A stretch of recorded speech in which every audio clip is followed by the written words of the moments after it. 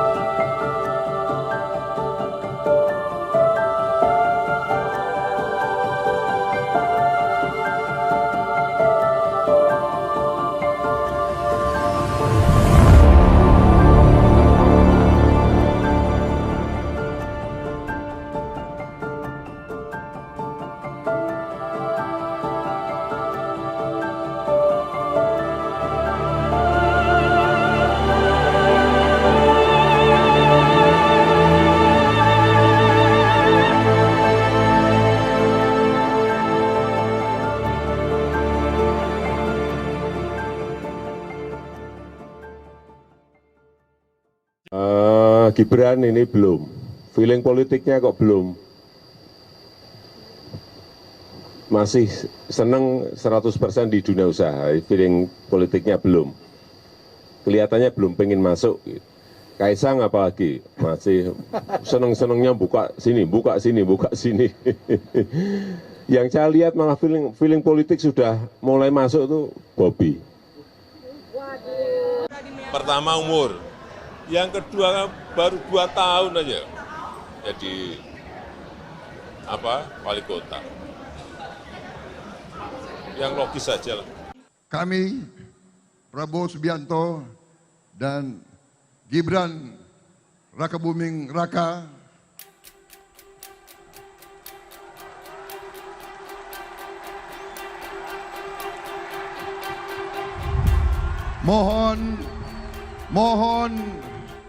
mohon doa restu dari seluruh rakyat Indonesia, mengucapkan terima kasih kepada pendukung-pendukung dan pengusung-pengusung kami semuanya.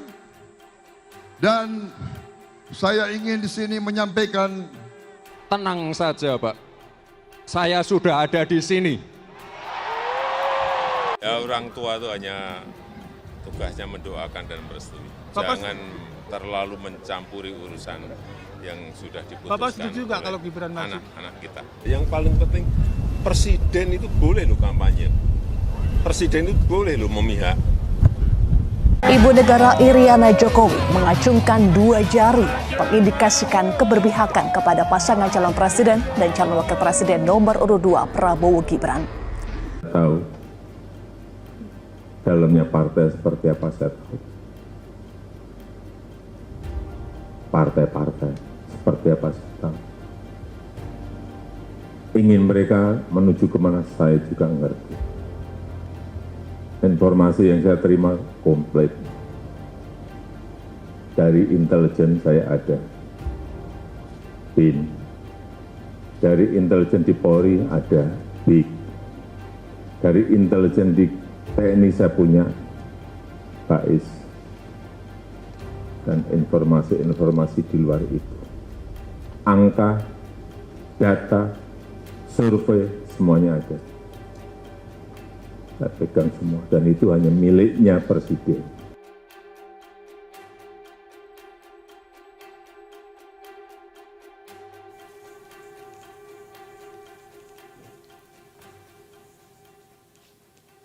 Pemilu sebentar lagi akan dimulai, pemilu presiden dan pemilu legislatif. Khusus pemilu presiden, pertanyaan paling menariknya untuk tahun 2024 adalah, apakah pemilu 2024 presiden akan satu putaran? Kalau kita lihat angka yang ada menunjukkan bahwa memang pasangan 02 yang di situ ada anak presiden sedang memimpin. Dan itu barangkali yang membuat mereka sangat getol untuk berkata, mereka mau satu putaran. Dan hampir semua survei mengatakan bahwa kita akan satu putaran.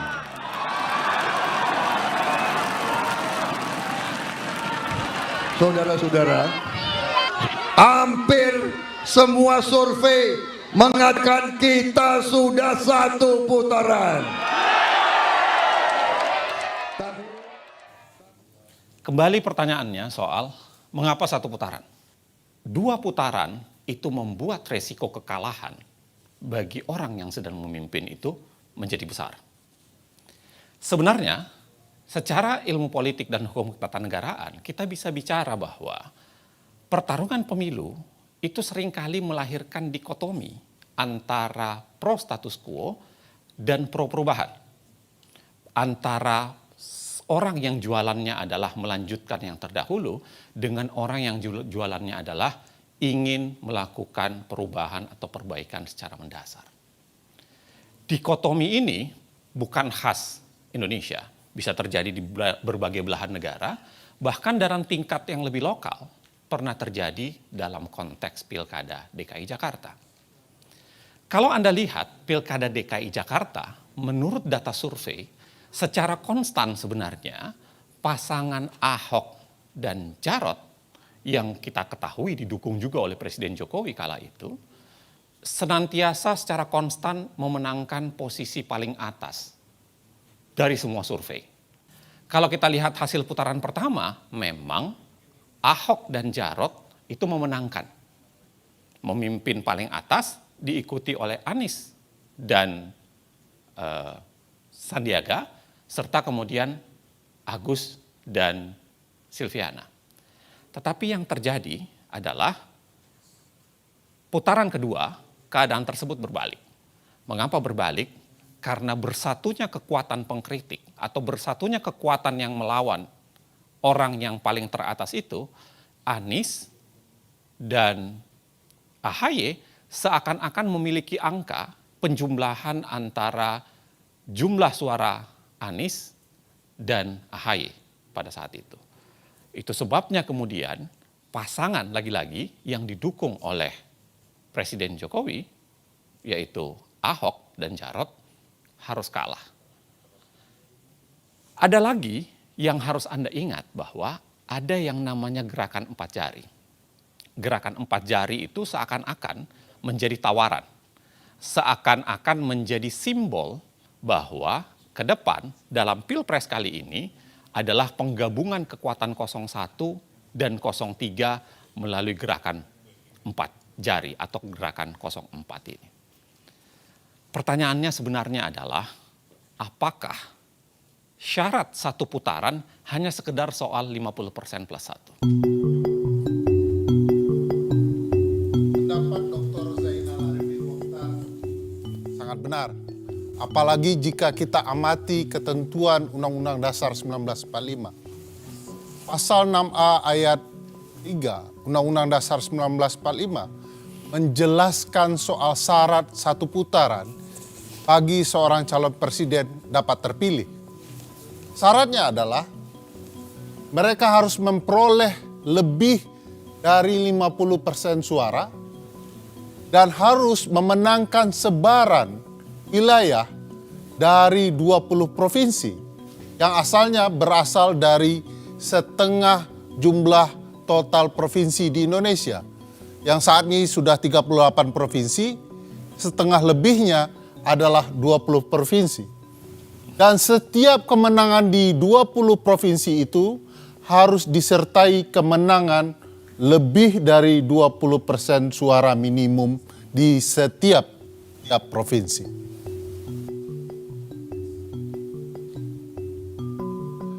Jika kita amati, kemenangan satu putaran yang pernah terjadi dalam sejarah pemilu kita pasca reformasi, di mana pemilu presiden 2009 memperlihatkan kemenangan Presiden Susilo Bambang Yudhoyono. Kita bisa melihat dari peta ini. Warna biru ini menggambarkan kemenangan presiden dan di mana saja wilayahnya. Bayangkan luasnya. Jadi tidak mudah bagi seorang calon presiden memenangkan 50% suara dalam satu putaran pemilu. 50% suara bukan faktor tunggal. Jika kita simak betapa pentingnya soal sebaran wilayah dibandingkan sebaran suara, kita bisa melihat Pulau Jawa. Pulau Jawa adalah pulau dengan populasi penduduk terbesar. Mereka memiliki 115 juta suara pemilih. Sayangnya kalau dilihat sebaran, mereka hanya memiliki 6 provinsi. Bandingkan dengan apa yang bisa kita lihat di Pulau Sumatera. Sumatera adalah pulau yang sangat menentukan sebaran wilayah. Memiliki 10 provinsi dan sangat menentukan sebaran wilayah tersebut. Mari kita lihat konteksnya pada pemilu sebelumnya. Pada pemilu 2014, Joko Widodo memenangkan 7 provinsi. Berbanding dengan Prabowo dan Hatta Rajasa yang hanya unggul di 3 provinsi. Simak lagi hasil Pilpres 2019. Presiden Joko Widodo ketika itu hanya memenangkan 4 provinsi dan Prabowo berhasil unggul di 6 provinsi. Logika mengatakan jika kedua pihak ini bergabung, maka dengan sendirinya pasangan Prabowo Gibran akan sangat-sangat mendominasi di Pulau Sumatera. Tapi pertarungan tidak sesederhana itu. Hasil survei menunjukkan, hasil survei terkini yang dilakukan oleh CSIS, kalau kita baca hasil survei ini, maka pasangan Prabowo Gibran hanya mendominasi di sepertiga wilayah Provinsi Sumatera. Ini memang tidak sederhana bahwa sebaran suara, sebaran wilayah penting akan bisa kita baca dari sebaran wilayah yang muncul kemudian yang menguntungkan pasangan Prabowo Gibran, yaitu sebaran wilayah di Pulau Papua. Pulau Papua sebelumnya hanya memiliki 2 provinsi. Saat ini mereka telah memiliki 4 provinsi baru, totalnya 6 provinsi, dan 4 provinsi baru ini langsung ikut pemilu 2024. Berbeda dengan Kaltara, kita bisa lihat pengalaman Provinsi Baru Kalimantan Utara yang didirikan tahun 2013, tapi mereka tidak bisa ikut serta-merta pada pemilu 2014.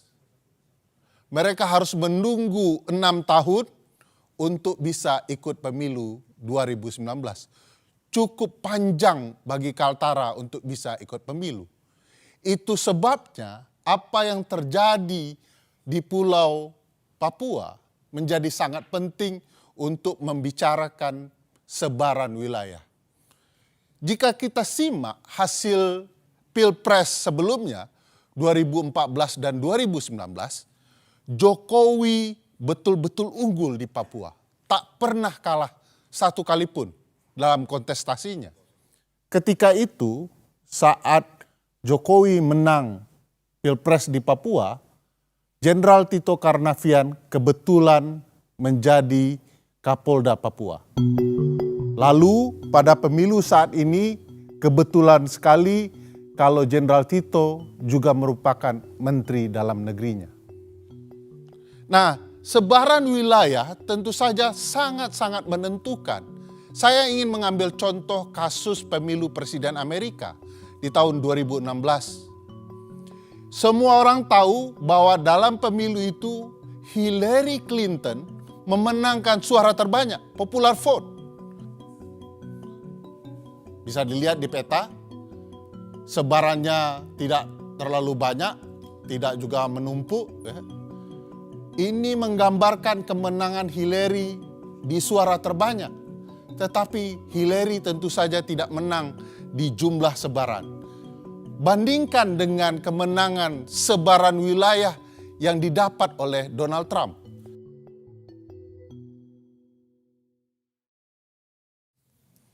Bang Bro, sudah dari tadi? Siap, Alhamdulillah Bang. Sehat Bang.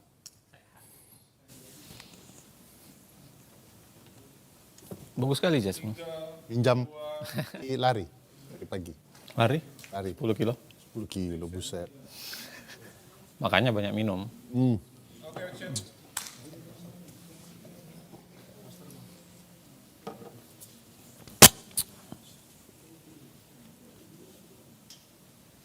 Tadi kita bicara soal betapa pentingnya sebaran wilayah.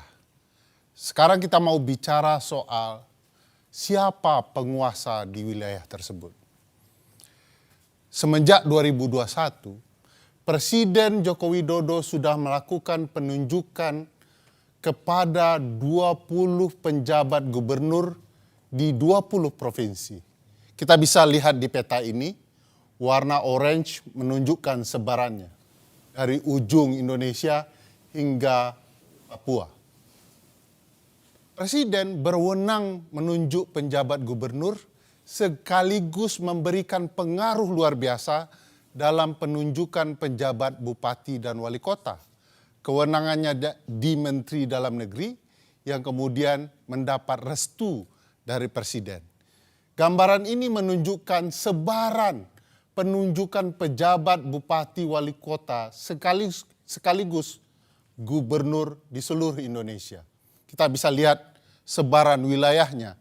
Warna merah adalah bupati dan wali kota, dan orange adalah gubernur dari seluruh Indonesia. Hanya saja kalau kita lihat peran dari Pak Tito Karnavian sebagai Mendagri dan restu dari Presiden dalam penunjukan penjabat kepala daerah, pada dasarnya mereka tidak mematuhi putusan Mahkamah Konstitusi. Mahkamah menentukan bahwa proses penunjukan pejabat haruslah dilakukan secara terbuka, transparan. Mereka harus kemudian mendengarkan aspirasi pemerintah daerah dan masyarakat daerah, sekaligus taat pembentukan peraturan teknisnya agar penunjukan itu dapat berlangsung dengan fair. Sebab itulah kemudian karena ini melanggar putusan MK, Komisi Informasi Pusat dan Ombudsman Republik Indonesia menyatakan bahwa penunjukan penjabat itu telah melakukan maladministrasi. Seluruh wilayah ini yang terdapat penjabat bupati, wali kota, dan gubernur, kalau kita lihat jumlah daftar pemilih tetapnya adalah sebesar 140 juta suara, yang ekuivalen dengan 50% lebih suara pemilih. Peran penjabat gubernur tentu saja sangat berpengaruh, dan siapa saja mereka. Kalau kita perhatikan orang yang ditunjuk oleh Presiden dan Menteri Dalam Negeri, kita bisa lihat misalnya penjabat gubernur Jawa Barat, B. Mahmudin. Beliau ini pernah menduduki jabatan sebagai Kepala Biro Kesekretariatan Presiden di 2016.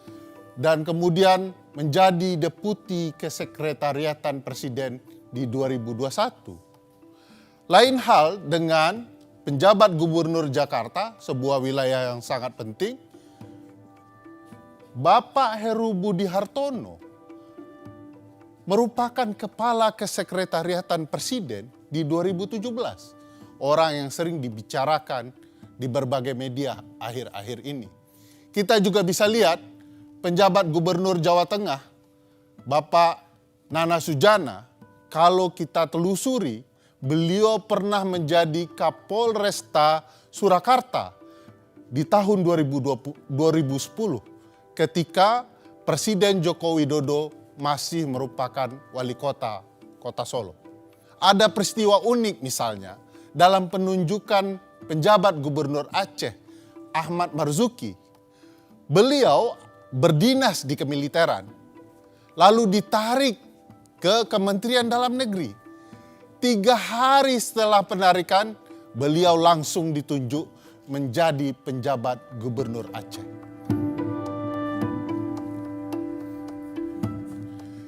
Berbagai hal bisa kita lihat antara relasi penunjukan dan berbagai peristiwa ketidaknetralan penjabat gubernur atau pejabat lain di dalam pemilu. Saya mau ambil contoh kasus PJ Gubernur di Kalimantan Barat. Tapi jangan lupa pilih presiden yang memihak kepada pembangunan IKN. Ya, kalau IKN dibangun, pasti Kalimantan Barat ini maju. Ya, saya sudah menerima perencanaan IKN itu. Kalbar ini nanti maju. Sudah ada ring road yang saya lihat. Kalau presidennya jadi, ring road kita sehingga kita tidak macet. Dan banyak lagi yang dibangun untuk Kalbar, untuk mendukung ibu kota negara Nusantara. Lain dengan penjabat gubernur Kalimantan Barat, apa yang terjadi dengan penjabat gubernur Bali misalnya, kita bisa melihat bahwa penjabat gubernur melakukan perintah tindakan untuk mencabut berbagai spanduk, baliho, dan poster dari partai tertentu, bahkan calon presiden seperti Ganjar Pranowo. Sikap-sikap tidak netral itu juga terjadi di penjabat bupati dan wali kota. Saya ambil contoh apa yang terjadi dengan penjabat bupati Muna Barat. Video ini bisa menjelaskan. Ini jauh-jauh dari Jakarta hadir langsung di pertemuan kita hari ini. Ya, ini namanya Pak Laudio Marbonte. Beliau calon anggota DPD RI. Ya. Ingat masyarakat saya, calon anggota DPD RI. Dan beliau adalah salah satu tokoh pemuda kita, orang Muna yang ada di Jakarta. Dan beliau juga sebagai ketua relawan Ganjar, pro Ganjar. Ingat, pro Ganjar. Hal yang sama mungkin bisa juga menjelaskan betapa tidak netralnya penjabat gubernur dalam berbagai hal. Misalnya contoh yang menarik apa yang terjadi di Sorong, Papua Barat. Penjabat Bupati Sorong, Yan Piet Moso, menandatangani fakta integritas dengan Kepala Badan Intelijen Daerah. Kesepakatan dalam fakta itu adalah bagaimana dia harus memenangkan calon Presiden Ganjar Pranowo sebesar 60%. Angka yang tidak main-main. Sebenarnya begini, sebenarnya kenapa wewenang kepala daerah itu potensial? Karena lagi-lagi penyalahgunaan terhadap wewenang kepala daerah, khususnya yang PJ itu menjadi sangat mungkin menjadi faktor untuk memenangkan pemilu, khususnya untuk sebaran wilayah. Kalau kita lihat sebenarnya apa saja sih wewenang kepala daerah yang potensial disalahgunakan itu? Yang pertama dan yang paling penting tentu saja adalah soal mobilisasi birokrasi. Yang kedua, bicara soal izin lokasi kampanye, karena kemudian sangat mungkin dipikirkan mana yang boleh berkampanye dan tidak. Dan yang ketiga adalah khususnya memberikan sanksi atau membiarkan kepala daerah yang tidak netral itu tetap menjabat. Kepala desa maksudnya. Kita bisa lihat bagaimana Bobi sebagai seorang kepala daerah di Medan itu menunjukkan sikap yang sebenarnya tidak netral. Dan kemudian sangat mungkin diterjemahkan itu adalah bagian dari upaya memobilisasi birokrasi. Pada saat yang sama, kita juga kita bisa lihat problem dari izin lokasi. Dari potongan ini terlihat ada 6 kampanye Anies yang izinnya mendadak dicabut oleh Pemda. Ribuan kepala desa memadati arena GBK pada Minggu 19 November 2023. Dilansir dari tribunnews.com, ribuan kepala desa tersebut akan mendeklarasikan dukungan kepada pasangan Prabowo Gibran. Masa yang hadir di GBK tergabung dalam organisasi Desa Bersatu. Bapak Prabowo dan Mas Gibran yang sedikit mau merespon. Buat kami tidak terlalu peduli dengan janji-janji calon presiden. Kami lebih peduli pada siapa yang mau peduli dengan desa. Jadi gitu kira-kira teman-teman, saya ucapkan banyak terima kasih. Kita akan lihat nanti apa yang akan disampaikan Mas Gibran. Mudah-mudahan Bapak Prabowo juga hadir, dan saya lihat bapak-bapak petinggi-petinggi kita juga banyak yang hadir nih. Nanti mereka memberikan tanggapan. Saya pikir demikian teman-teman semua. Masih soalan daerah, apa yang Anda baru saksikan itu adalah kasus deklarasi Desa Bersatu di GBK. Memang dalam kasus deklarasi Desa Bersatu awalnya ada perdebatan soal apakah itu ditujukan untuk dukungan terhadap paslon tertentu atau tidak. Tetapi pada dasarnya kalau kita lihat mengapa deklarasi Desa Bersatu itu menjadi sangat seksi di mata publik, sebenarnya karena magnitudenya tidak sederhana. Walaupun hanya ada 8 asosiasi desa di situ, tetapi kalau kita jumlah 8 asosiasi desa itu pada dasarnya itu meliputi sekitar 81 juta suara dari jumlah DPT yang ada di Republik ini. Artinya kurang lebih adalah 1/3 dari jumlah DPT yang ada. Nilai dan menetapkan telah terjadi dugaan pelanggaran terhadap pelaksanaan kegiatan tersebut. Upaya tersebut direncanakan untuk deklarasi terhadap salah satu pasangan calon presiden dan wakil presiden. Akan tetapi mendekati hari H, berdasarkan pertimbangan dan koordinasi, acara tersebut dikembalikan pada konsep semula, yaitu silaturahmi nasional, sehingga tidak ada acara deklarasi. Walaupun pada pelaksanaannya masih saja terdapat di antaranya nemtek dan narasi dari MC yang bersifat deklarasi atau keberpihakan. Lagi-lagi, desa adalah wilayah pertarungan. Tetapi kemudian apa yang dinyatakan oleh Bawaslu sebenarnya sudah mengklarifikasi pada dasarnya bahwa apa yang dilakukan di kasus deklarasi Desa Bersatu itu adalah sebuah pelanggaran. Nah, menjadi menarik, apa sebenarnya wewenang kepala desa yang potensial disalahgunakan terkait dengan pemilu sehingga magnitud 81 juta tadi itu paling tidak dari 8 asosiasi desa itu menjadi penting untuk dikuasai. Setidaknya ada 4. Ada 4 wewenang kepala desa yang sangat potensial disalahgunakan terkait pemilu. Mulai dari 1 data pemilih, karena berkaitan dengan data pemilih. Yang kedua berkaitan dengan penggunaan dana desa. Kita ketahui dana desa jumlahnya menjadi belakangan ini. Yang ketiga berkaitan dengan data penerimaan Bansos, PKH, BLT, khususnya siapa yang berhak menerima Bansos, PKH, BLT, dan lain-lain sebagainya. Dan yang terakhir adalah wewenang terhadap alokasi Bansos dan lain-lain tersebut. Anda mungkin bisa saksikan, Anda mungkin bisa intip dari video di mana terjadi demo besar-besaran kepala desa yang menuntut janji-janji yang sudah diberikan kepada mereka selama ini harus segera diberikan. Bahkan kita lihat video tersebut adalah ikut menghancurkan fasilitas ya, beberapa wilayah di DPR, khususnya pagar DPR kala itu. Abdesi menggelar demo menuntut revisi Undang-Undang Desa Nomor 6 Tahun 2014. Ada 4 tuntutan yang disampaikan, yakni masa jabatan kepala desa, kenaikan anggaran dana desa menjadi 5 miliar rupiah, status perangkat desa dan desa sebagai otoritas. Mengapa kepala desa selalu menjadi subjek dan objek politisasi? Sederhana untuk menjawabnya. Karena selama ini, kepala desa itu cukup banyak dijanjikan hal-hal tertentu. Kita ingat, Jokowi sendiri, Presiden Jokowi, pernah menjanjikan 3 periode untuk masa jabatan para kepala desa ini.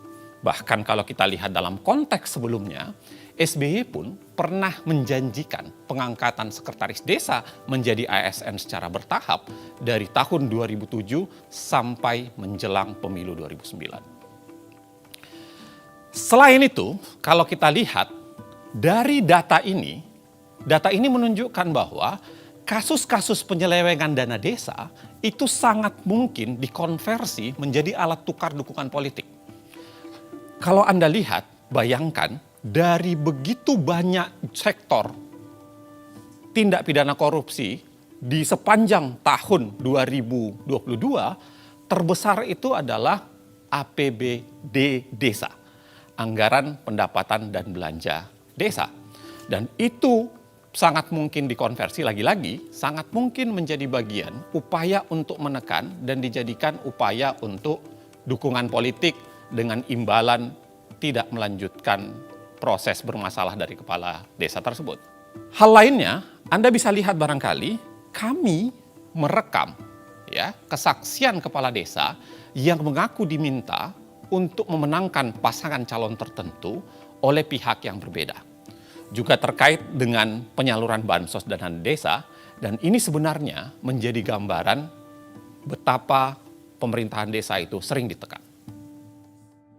Jadi ada 2 tekanan sebenarnya, ada dari 02 juga ada dari 03. Kalau yang dari 03 itu arahan langsung dari bupati untuk memenangkan, dan targetnya adalah satu desa itu minimal 50% plus 1 kemenangan untuk paslon 03. Itu melalui camat menghubungi paguyuban kepala desa.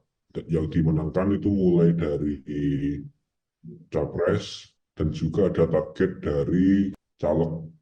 Kalau yang dari 02 itu tiba-tiba 1 minggu sebelumnya kepala desa dikumpulkan untuk membentuk teknis penyaluran bantuan beras. Itu sangat tiba-tiba, dan datanya itu entah dari mana, itu tidak sesuai dengan data kemiskinan desa. Akhirnya juga menjadi polemik di desa. Itu yang bantuan dari pemerintah. Kemudian di hari yang sama saya dihubungi anggota kepolisian untuk meminta izin akan menggunakan balai desa untuk deklarasi 02. Waktu ada berita beberapa kepala desa yang tersangkut korupsi, tiba-tiba 3 kabupaten lain menjadi sasaran. Itu kita senantiasa diawasi Polda. Bahkan ketika kami dikejar laporan, kita harus menyiapkan laporan selama 2021 sampai 2023. Kita tiba-tiba diminta untuk menyiapkan laporan karena akan ada indikasi diperiksa oleh Polda. Ini juga kami semua kepala desa di paguyuban itu juga bingung. Akhirnya kan yang repot kami sendiri karena itu tidak sesuai dengan data kebutuhan di desa. Ya, memang kasihan mereka. Kepala desa itu dengan tidak ada pengawasan di daerah, mereka seringkali ya menjadi permainan, dan dalam pertarungan gajah kan memang seringkali rumput yang terinjak-injak kan, dan mereka yang terinjak-injak seringkali. Gitu. Korbannya lah ya. Iya. Ngomong-ngomong rumput gajah, Ya. aku mau nambahin penjelasan. Ya, langsung dia semangat. Ya, karena ternyata bukan hanya di level bawah kecurangan-kecurangan itu terjadi, tapi juga di kalangan pejabat negara. Siapa yang suka sama Jokowi angkat tangan. Loh, Pak Jokowi itu PAN itu Pak Jokowi. Makanya kita dukung Gibran. Cocok? Gibran itu sopo sih? Ucapan terima kasih Pak Jokowi atas pembagian bansos berupa beras seberat 10 kg yang dilakukan Menko Bidang Perekonomian Airlangga Hartarto. Pembagian bansos kepada warga Mandalika di Lombok, Nusa Tenggara Barat tersebut dilakukan pada 14 Januari lalu. Jadi tolong Ibu bicara terima kasih Pak Jokowi, tolong direkam. Bisa? 1, 2, 3. Hari-hari ini kita memang seringkali melihat begitu banyak bansos atau bantuan sosial dibagi-bagikan. Kita bisa lihat di sini statistiknya mulai 2014 sampai 2024 supaya kita bisa melihat tahun demi tahun dan Anda juga bisa melihat bagaimana di setiap pemilu yang warnanya abu-abu dia akan mendadak melonjak naik dibandingkan tahun-tahun lainnya. Kecuali tentu saja pada 2020 sampai 2022 di mana kita mengalami pandemi COVID-19. Tapi bahkan kalau dibandingkan dengan itu pun tetap pemilu 2024 ini ternyata menunjukkan angka yang sangat tinggi, hampir mencapai 500 triliun. Kalau kita lihat bagaimana sebaran dan kecepatan pemberian bansos atau bantuan sosial, memang kita akan melihat bagaimana pemberian bansos ini biasanya meroket, whoosh, ketika terjadi pemilu. 2008 santai, kemudian 2009 terjadi kenaikan, 2013 menjelang 2014 mulai rapat, kemudian 2019 kelihatan kerapatannya, kita semua bisa melihat di sini, sampai dengan pemilu 2024. Begitu rapat dan begitu banyak. Di sini tiba-tiba keluar berbagai macam bantuan sosial yang diberikan oleh pemerintah.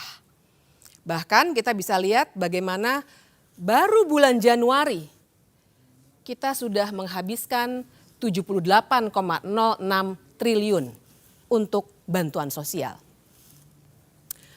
Di sini kita juga bisa melihat beberapa detail bantuan sosial itu. Kita bisa lihat ya angkanya di atas. Dari 496,8 triliun menjadi 508 triliun. 508 triliun ini sebagiannya memang belum dialokasikan, tapi sudah direncanakan untuk dialokasikan sampai dengan 2024 ini. Kita lihat detailnya misalnya bansos sembako yang mencapai 18,8 juta kepala keluarga. Kemudian kita juga bisa melihat yang angkanya besar dan beberapa kali dibicarakan, yaitu beras 10 kg per kepala keluarga yang mengcover 22 juta kepala keluarga. Yang juga angkanya signifikan dan banyak dibincangkan adalah bantuan langsung tunai. 18 juta kepala keluarga akan mendapatkannya. Di sini kita lagi-lagi bisa melihat bagaimana bantuan sosial ini meroket menjelang pemilu, ya, dan kita bisa melihat bagaimana kemudian bansos ini dipergunakan secara berlebih-lebihan dan melebihi apa yang dilakukan pada saat pandemi COVID-19.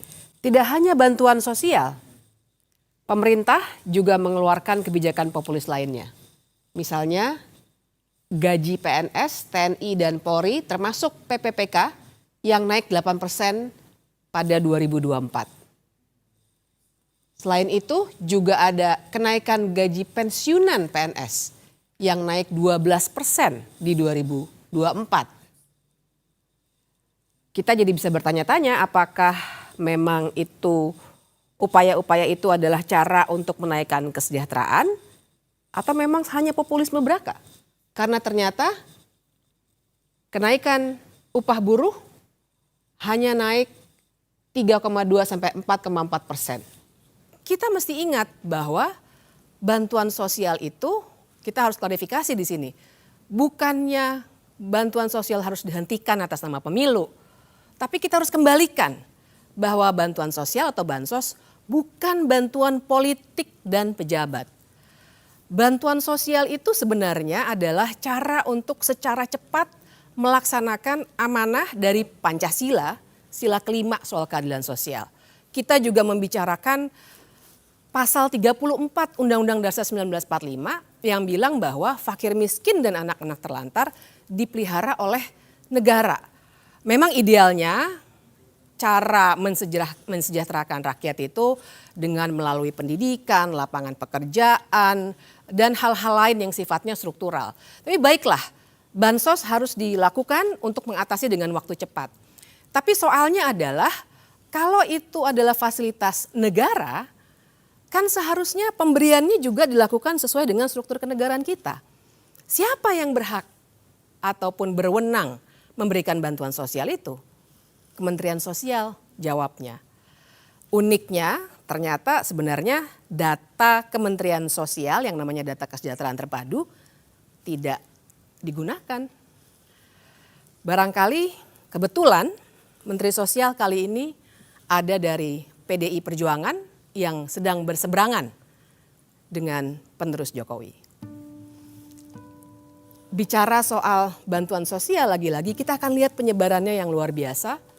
Dalam waktu 2 bulan, ini semua 2 bulan dilaksanakannya, kita bisa melihat di mana saja penyebaran bantuan sosial itu dilakukan. Mulai dari Serang sampai dengan di sebelah sini, terkumpul di sini. Apabila kita bandingkan dengan suara yang didapatkan oleh Presiden Jokowi pada pemilihan presiden 2019, kita akan bisa melihat himpitannya. Jadi di sini kita bisa melihat dengan jelas apa yang sebenarnya terjadi antara bantuan sosial yang harusnya fasilitas pemerintah yang kemudian digunakan dalam konteks elektoral seperti ini. Ada satu pemberitaan yang sangat menarik menurut saya karena menggambarkan apa yang dari tadi kita bicarakan. Kita bisa melihat dalam berita ini adalah soal bansos. Kita bisa melihat aparat, gubernur yang tadi juga dibicarakan, dan ajakan memilih capres yang melanjutkan Jokowi. Pertanyaan berikutnya adalah mengapa? Mengapa bansos juga dijadikan alat berpolitik dan lain sebagainya? Ada satu konsep dalam ilmu politik yang bisa kita gunakan yang namanya gentong babi atau pork barrel politics. Pork barrel, jadi memang istilah ini mengacu pada masa perbudakan di Amerika Serikat yang gambarannya seburuk perbudakan itu sendiri. Jadi bayangkan pada saat itu para budak harus berebutan mengambil daging babi yang diawetkan di dalam gentong. Mereka berebutan dan akhirnya muncul istilah bahwa ada orang-orang yang akan berebutan suatu jatah resmi untuk kenyamanan dirinya. Itu asal muasal istilah gentong babi. Jadi yang kita bicarakan di sini adalah cara berpolitik yang menggunakan uang negara untuk digelontorkan ke daerah-daerah pemilihan oleh para politisi agar dirinya bisa dipilih kembali. Tapi tentu saja kali ini Jokowi tidak sedang meminta orang untuk memilih dirinya, melainkan penerusnya. Oke. Menarik. Haus gara-gara gentong babi. Ambilin ya. Tadi yang lo omongin, Bib, itu aneh ya, gentong babi, tapi kan yang nawar-nawarin itu pada para menteri ya? Kan ada tadi Erlangga sama itu dia. Zulhas. Persis. Jadi emang ada menteri-menteri. Coba ya, aku jelasin lebih lanjut ya. Kita mulainya dari gambar menteri-menteri ini. Karena memang kalau kita perhatikan, kenapa misalnya gentong babi itu bisa muncul? Karena sebenarnya kan gentong babi artinya dia resmi tuh. Kenapa dia bisa digunakan secara resmi? Karena dari menteri-menteri ini, termasuk yang tadi videonya sudah kita lihat, ternyata memang ada menteri-menteri yang berkampanye. Kita akan lihat 3 kategori. Kategori pertama adalah tentu saja menteri-menteri yang memang mencalonkan diri sebagai capres ataupun cawapres. Prabowo Subianto, Menteri Pertahanan, kemudian Mahfud MD, Menteri Koordinator Politik Hukum dan HAM. Apakah mereka boleh berkampanye? Tentu saja boleh, karena mereka memang sedang berkompetisi. Tapi syaratnya sebenarnya sangat ketat. Syarat pertama jelas mereka harus cuti. Dan ini yang kita tidak pernah dapatkan informasinya sampai sekarang. Dan syarat yang kedua adalah mereka tidak boleh menggunakan fasilitas negara. Sama sekali tidak boleh. Kita lihat kenyataannya seperti apa. Karena ternyata misalnya ada berita ini, di mana ternyata ada fasilitas negara yang dipergunakan untuk berkampanye. Atau bisa juga kita lihat misalnya bagaimana lagi-lagi fasilitas negara berupa pesawat dari TNI Angkatan Udara dipergunakan untuk berkampanye. Kita lihat di sini beberapa hashtag yang juga memperlihatkan bahwa ini adalah aktivitas kampanye, bukan aktivitas kementerian. Satu lagi, misalnya ini yang juga membuat heboh waktu itu ketika akun X Kementerian Pertahanan resmi memberikan tanda pagar yang sebenarnya tujuannya adalah kampanye. Dan waktu itu sebenarnya beberapa kawan masyarakat sipil melaporkan penggunaan fasilitas negara ini, namun ternyata tidak bisa dilanjutkan. Kategori kedua sudah mulai ditampakkan juga di sini. Kategori kedua adalah para menteri yang masuk dalam tim kampanye. Ada beberapa nama yang terlihat, 4 dan 3 di sini. Pertanyaannya adalah apakah mereka boleh berkampanye? Sebagai tim kampanye tentu saja, itulah gunanya mereka masuk dalam tim. Tapi sekali lagi syaratnya juga ketat. Pertama, kita harus melihat apakah mereka cuti di luar tanggungan atau tidak. Dan yang kedua, lagi-lagi tidak boleh menggunakan fasilitas negara. Sekarang kita lihat bagaimana Wakil Menteri Agraria dengan jelas memperlihatkan dukungannya. Bahkan yang paling bisa kita tekankan adalah ketika itu ia sedang membagikan sertifikat kepada warga yang merupakan bagian dari wewenangnya sebagai wakil menteri. Tapi ternyata yang disapa adalah salah satu paslon. Kita juga bisa lihat kalau soal maghrib video ini. Baca Al-Fatihah waladolin. Ada yang diam sekarang, Pak. Ada yang diam sekarang. Saking cintanya sama Pak Prabowo itu. Ya kan? Itu kalau tahiyatul akhir Pak Yai kan gini Pak Yai. Tahiyatul akhir kan gini. Sekarang banyak gini Pak. Kayak gini. Ini sebenarnya tidak terlalu lucu ya, tapi yang kita harus perhatikan di sini backdropnya. Kementerian Perdagangan. Pertanyaannya pada saat itu, apakah dia sedang berada dalam kapasitasnya sebagai Menteri Perdagangan atau sebagai tim kampanye? Tidak pernah ada penjelasan, tapi video tadi sudah sangat menunjukkan kepada kita. Kita lihat yang berikutnya. Ini juga salah satu wakil menteri. Lagi-lagi kita perhatikan bagaimana ia sedang berkampanye. Pertanyaannya adalah apakah saat itu ia sedang cuti dari tugas-tugasnya sebagai wakil menteri. Kategori ketiga adalah menteri-menteri yang diduga melakukan kampanye terselubung. Sekarang kita lihat di sini sudah rata terisi. Mengapa kita bisa sebut mereka melakukan kampanye terselubung? Karena mereka tidak terdaftar dalam tim kampanye resmi yang didaftarkan pada KPU. Yang ini stop.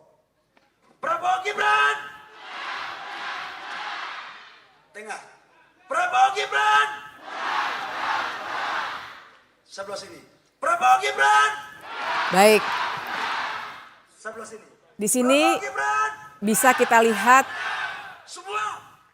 ajakan yang sangat nyata dari salah seorang menteri yang tidak terdaftar dalam tim kampanye dan juga sepanjang yang publik bisa ketahui tentu saja tidak terdaftar sebagai menteri yang sedang melakukan cuti.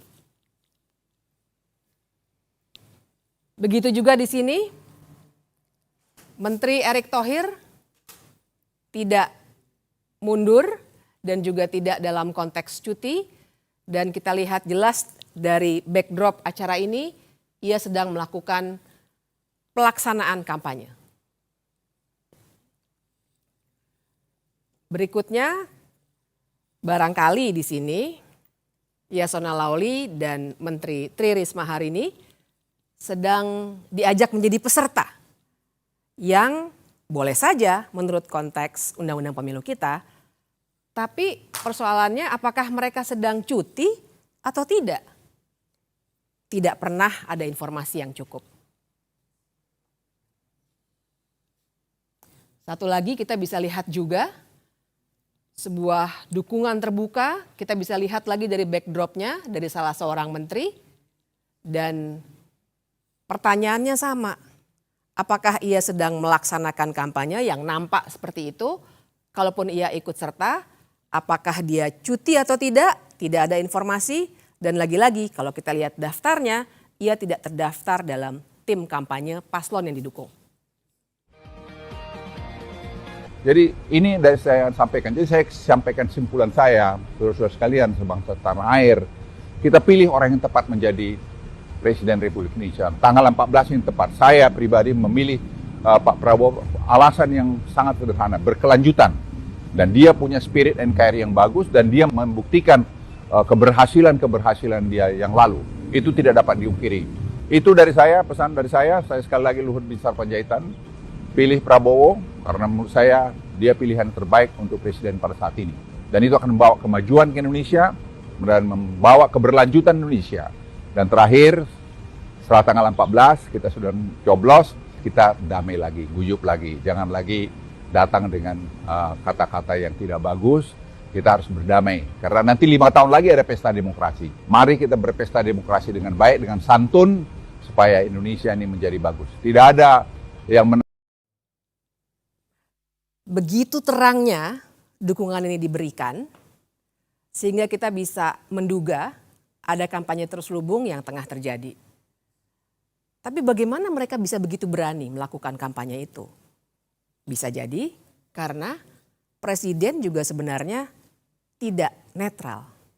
Pertanyaannya kan apakah presiden harus netral? Ya tentu harus. Dia harus netral dalam perilakunya. Dia boleh mendukung sebagai makhluk politik, tentu saja presiden makhluk politik. Dia pasti punya keberpihakan. Tapi silakan simpan saja keberpihakan itu di kepalanya sampai nanti dia mencoblos di TPS. Tapi berkampanye beda dengan netral. Kalau pertanyaannya kemudian apakah presiden boleh berkampanye? Kita tentu saja harus berpegang pada Undang-Undang Pemilu, Undang-Undang 7 2017. Dikatakan di situ memang presiden boleh berkampanye, tapi kita harus membaca undang-undang secara utuh dan lengkap. Tidak bisa hanya melihat satu ayat saja dan satu pasal yang menyatakan kebolehan ini. Kita harus lihat lengkap bahwa ternyata kebolehan berkampanye ini sepanjang sang presiden diikutsertakan dalam kampanye. Seperti yang tertera di pasal 281. Jadi dia tidak boleh menjadi pelaksana kampanye itu sendiri kecuali jika dia adalah petahana yang mencalonkan lagi. Ini jelas ada di pasal 299 ayat 1. Dan ini juga dimungkinkan karena konstitusi kita mengatur presiden memang boleh 2 kali untuk menjalani masa kepresidenannya. Dan ia bisa saja melaksanakan kampanye bila ia terdaftar sebagai tim kampanye. Ini ada di ayat 3 dari pasal 299 itu. Tapi lagi-lagi syaratnya juga ketat. Tidak hanya kebolehan-kebolehan belaka. Syaratnya adalah dia harus mengajukan cuti di luar tanggungan negara. Dia juga tidak boleh menggunakan fasilitas negara kecuali pengamanan. Dan dia juga harus tetap memperhatikan tugas negara dan pemerintahan. Tapi yang paling penting semuanya pejabat negara, menteri, apalagi presiden sebenarnya dilarang melakukan tindakan yang merugikan ataupun menguntungkan salah satu paslon. Jadi syaratnya begitu ketat sehingga tidak bisa sembarangan dilakukan. Sekarang mari kita lihat praktiknya. Di sini misalnya kita lihat jelas foto wajah presiden yang menjadi latar belakang sebuah poster kampanye. Kita juga bisa melihat yang berikutnya, lagi-lagi foto presiden ada untuk meminta orang-orang berkumpul dan melakukan konsolidasi akbar untuk sebuah partai. Yang berikutnya kita juga bisa lihat berbagai acara di mana presiden secara aktif dan juga dalam posisinya yang tidak cuti melakukan pertemuan-pertemuan dengan menteri-menteri yang duduk dalam koalisi paslon tertentu. Perbandingannya adalah mengapa menteri-menteri lainnya yang tidak tergabung dalam paslon tertentu itu tidak mendapat perlakuan yang sama.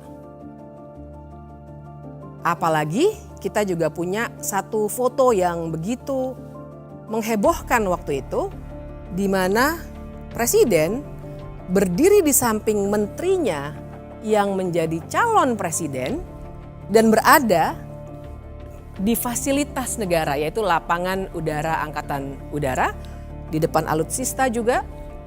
Ia menyatakan dengan tegas bahwa presiden boleh berkampanye. Masih bicara fasilitas negara, kita juga bisa melihat mobil kepresidenan digunakan untuk mengkancungkan tanda dukungan. Sekarang semua penyalahgunaan wewenang ini, siapa yang sebenarnya bisa menindak? Kita punya Bawaslu.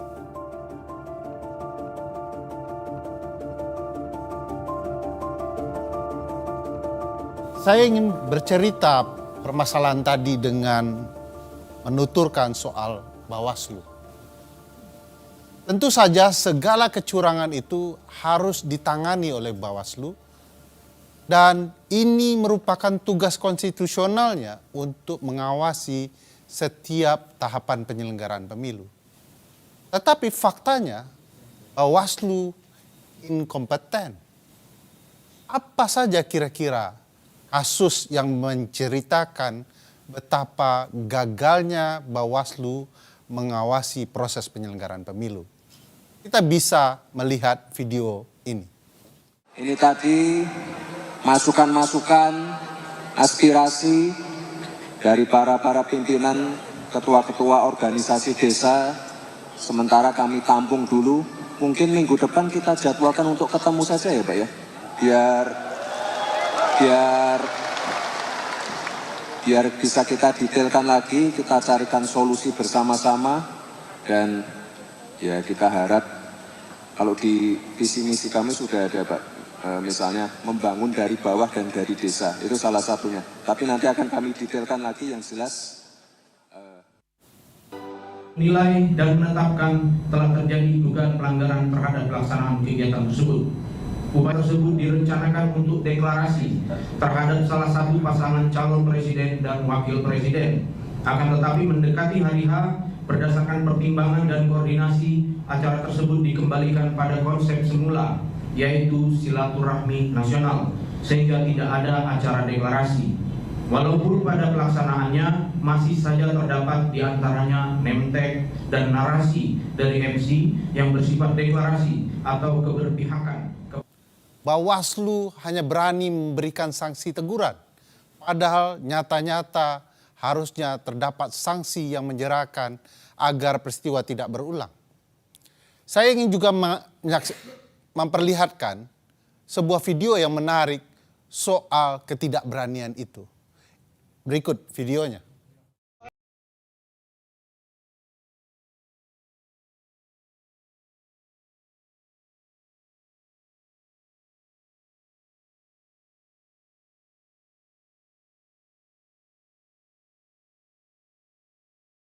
Kasus ini menarik karena Bawaslu RI tidak berani menanganinya, menyerahkan penanganan dan prosesnya di Bawaslu DKI Jakarta.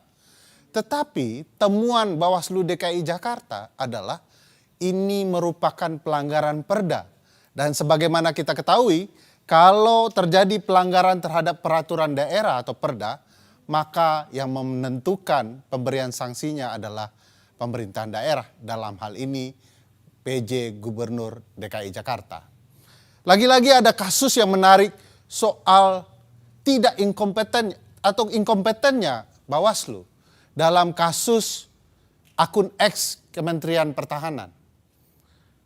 Di akun ini terlihat bahwa jelas-jelas ada upaya kampanye terang-terangan di akun resmi, tanda contreng, tetapi kemudian kita bisa ketahui bahwa kasus ini tidak berlanjut karena menurut Bawaslu kurang materi. Padahal materinya sudah jelas ini pemanfaatan ruang atau kewenangan yang dimiliki oleh lembaga negara. Integritas Bawaslu yang dipertanyakan itu tentu berkaitan dengan bagaimana mereka diseleksi dan siapa yang kemudian menyeleksi mereka. Salah satu yang menjadi figur sentral adalah Ketua Pansel Dr. Juri Ardiantoro.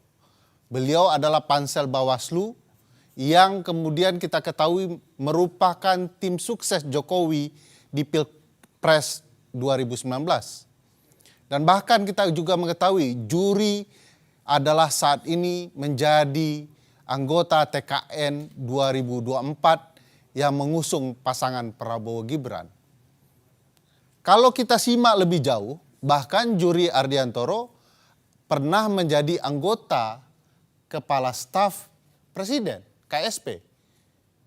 Dan kita mengetahui relasi ini mempertegas hubungan Juri dan Jokowi. Kita bisa lihat Juri merupakan komisioner KPU 2012-2017 di mana Presiden Jokowi terpilih dalam pemilu Presiden 2014. Dan di tengah waktu dia kemudian ditunjuk menjadi Ketua KPU 2016-2017.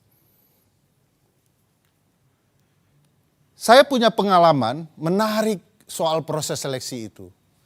Sebagai salah satu anggota di sebuah WhatsApp group teman-teman kepemiluan, beredar screenshot dan berbagai foto-foto yang kemudian membangun kecurigaan bahwa proses seleksi Bawaslu sudah ditentukan jauh hari sebelum kelolosannya.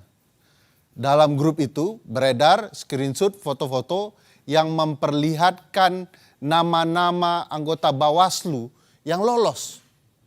Nama-nama itu disandingkan dengan nama-nama partai. Dan kita lihat bahwa nama-nama yang sama kemudian terpilih menjadi anggota Bawaslu di 4 hari kemudian. Apakah ini sebuah ketidaksengajaan? Memang perlu penelusuran lebih jauh. Tetapi ini menarik memperlihatkan bagaimana proses pemilihan mereka ternyata ada keraguan di mata publik. Mereka diragukan integritasnya, padahal semestinya sebagai penyelenggara pemilu mereka non-partisan. Disebut di dalam Undang-Undang Dasar mereka harus mandiri. Masalah yang terjadi di Bawaslu tidak sendirian. Sebagai penyelenggara pemilu, KPU juga memiliki masalah yang sama. Soal KPU saya ingin seseorang menjelaskan lebih jernih. Mungkin Dr. Uceng yang punya pengalaman soal ini bisa menuturkan.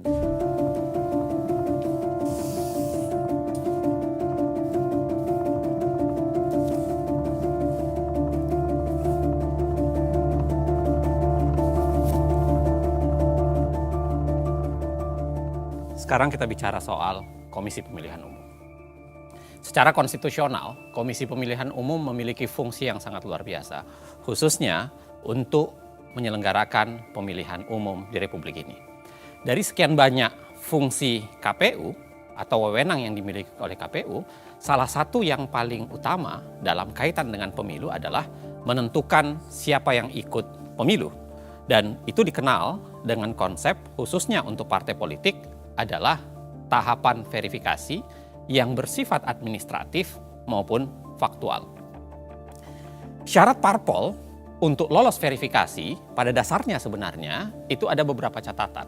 Yang pertama adalah harus 100% kepengurusan dan kantor di ibu kota provinsi, 75% kepengurusan di kabupaten kota, 50% kepengurusan di kecamatan, dan ini yang paling penting, ditambahkan adalah 30% keterwakilan perempuan. Dan itu pun sebenarnya minimal ya 100 atau maksud saya 1.000 orang dengan kartu tanda anggota per kabupaten kota. Mari kita periksa apakah syarat lolos verifikasi parpol ini dikerjakan KPU dengan baik. Kita kasih satu contoh, kasus Partai Gelora. Dalam kasus Partai Gelora yang lolos menjadi peserta pemilu, tetapi kalau kita lihat di lapangan ada begitu banyak kejanggalan. Kita lihat dari dokumen berita acara KPUD Murung Raya di Kalimantan Tengah yang menyatakan ada instruksi KPU agar mengubah status Partai Gelora dari tidak memenuhi syarat menjadi memenuhi syarat. Kalau kita lihat secara keseluruhan ya, Partai Gelora tidak memenuhi syarat, khususnya syarat soal 1.000 orang berkartu anggota di Kabupaten Murung Raya. Dari sampel uji petik yang dilakukan terhadap 114 kartu tanda anggota, Partai Gelora hanya memenuhi 85 orang yang terverifikasi punya kartu tanda anggota. Namun luar biasanya, partai ini tetap dinyatakan lolos. Tidak sekedar di Murung Raya, kasus Sangihe pun melihatnya menjadi menarik. Di kasus Sangihe, pengakuan salah seorang aparatur sipil negara telah melakukan kecurangan, mengubah verifikasi partai yang tidak lolos menjadi lolos. Jadi penyesuaian itu secara teknis bahwa memang men-NS sejumlah orang dan PNS untuk bisa mencapai syarat minimal di daerah masing-masing. Jika saya ulangi, pertanyaan mendasarnya adalah ada apa dengan Gelora? Kita harus ingat, Partai Gelora itu adalah partai yang didirikan oleh ex-PKS. Partai Keadilan Sejahtera. Sekarang Gelora itu berada di koalisi 02 yang di situ ada anak presiden, dan PKS berada di koalisi 01. Artinya lolosnya Gelora memang berpotensi memecah suara pemilih PKS yang selama ini menjadi termasuk pemilih yang paling militan. Dalam teori hukum atau hukum tata negara ataupun ilmu politik, teori ini dikenal dengan teori shadow partai politik. Jadi teori shadowing pada dasarnya adalah parpol diciptakan adalah adanya parpol yang menjadi shadow atau bayangan untuk memecah suara partai dengan segmen pemilih yang sama di partai yang lain. Dan itu kira-kira bisa terjadi kalau kita lihat dalam konteks Partai Gelora dan konteks Partai PKS. Dalam contoh lain, kita bisa lihat juga dalam Partai Umat dan PAN. Kedua-duanya sebenarnya Partai Umat dan PAN ini berebut suara Muhammadiyah. Kita juga tahu Partai Amanat Nasional itu berada di koalisi 02 dan Partai Umat itu berada di koalisi 01. Nah, di sini kami punya rekaman bagaimana staf KPU diperintahkan untuk tidak meloloskan Partai Umat. Sedangkan arahan pimpinan supaya ini partai-partai ini aman kecuali satu tuh Partai U itu. Nah, kita tidak bisa menutup ke mata bahwa ini data-data mereka nih, mereka asal masuk saja. Benar, Bu. Yang penting dia bisa memenuhi 100% kemarin. Iya. Sedangkan kondisi di bawahnya seperti itu. Nah, saya sih sebenarnya kemarin sudah ngomong juga sama Pak Idam, Bapak, apakah kita bisa memberikan, memang secara ketentuan 124 sampai 126 itu mutatis mutandis, tapi melihat dari sisi waktu nggak mungkin kita lakukan itu. Iya, Bu. Nah, untuk itu hal yang pertama. Yang kedua, mengamankan apa yang pimpinan arahkan, terpaksa tadi yang seperti sampaikan ke Bapak itu, ya sudah harus MS saja. Contoh lain, barangkali kita bisa lihat di kasus verifikasi Partai Kebangkitan Nusantara, PKN, dan Partai Demokrat. Kita juga melihat gejala shadowing partai politik di sini. Anda harus ingat, PKN yang dibentuk oleh Anas Urbaningrum itu berhadapan dengan SBY. Ingatan kedua Anda harus Anda tujukan bahwa pada awalnya ketika verifikasi partai ini dilakukan, Demokrat masih banyak menjual ide-ide perubahan sehingga seakan-akan menjadi lawan dari status quo atau kemudian partai yang lebih banyak mendukung status quo saat ini. Sekarang memang Demokrat sudah di 02, tapi lagi-lagi pada saat ini terjadi, Demokrat masih berada di koalisi, seakan-akan berada di koalisi 01. Kan menurut ketua kan kalau sobat cuma karena mau karena etika menghubungi kita, kalau juga kok kita nggak ada kan nggak masalah. Kan ketua kan mau rubah data tuh. Yang penting sobat Iyo, berarti ini mau manipulasi data dan ketua. Kita tidak bukan manipulasi data, jika ketua ini melaksanakan arahan. Arahan Mar kan memanipulasi data. PKN kan cuma 1 MS. Kau mau jadi berapa MS-nya nggak manipulasi itu? Jadi bagaimana pakai istilah melaksanakan arahan itu saja. Melaksanakan arahan dengan merubah data. Iya tuh. Istilah merubah data pokoknya melaksanakan arahan saja. Iya, melaksanakan arahan dengan merubah data toh. Ya, kalau begitu oke. Tapi kalau manipulasi. Sekarang kalau nyandak manipulasi dan ketua apa dang? Dari 1 MS kau mau jadi banyak MS, bukan manipulasi DP nama itu. Yang pasti akan kesana, tapi kita lebih. Ketua sarjana hukum. Ketua sarjana hukum toh kita rasa ketua lebih paham. Ketua kan sarjana hukum.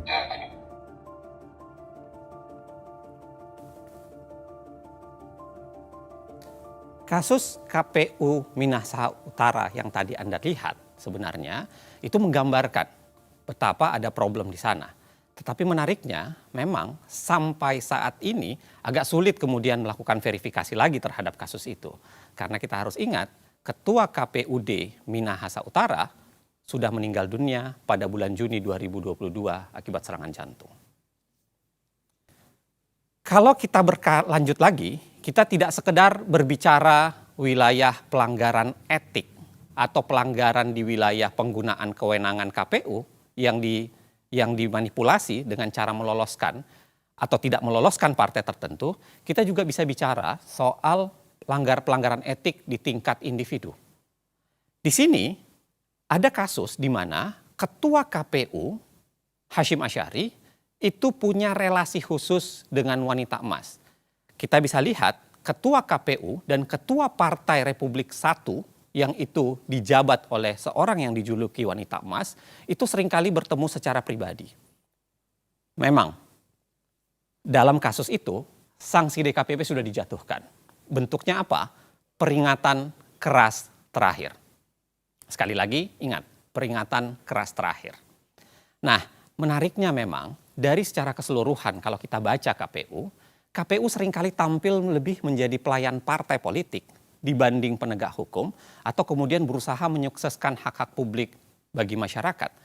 Yang terlihat, lagi-lagi KPU seringkali menjadi pelayan parpol. Misalnya kalau kita lihat di kasus tidak mematuhi putusan Mahkamah Agung soal 30% keterwakilan perempuan.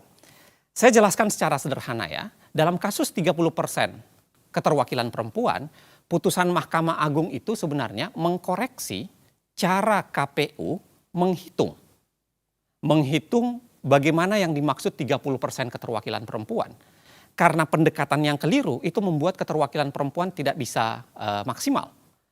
Itu yang membuat banyak orang yang kemudian mengajukan ke Mahkamah Agung dan Mahkamah Agung akhirnya memutuskan dan menyatakan bahwa harusnya KPU melakukan koreksi terhadap itu.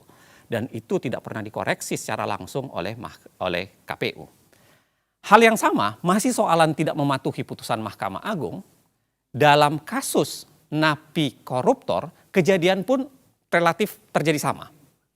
Dalam kasus ini, KPU tidak mematuhi putusan Mahkamah Agung soal napi koruptor, khususnya berkaitan dengan bagaimana napi koruptor itu bisa mencalonkan dengan ketentuan lebih spesifik yang diatur dalam peraturan KPU.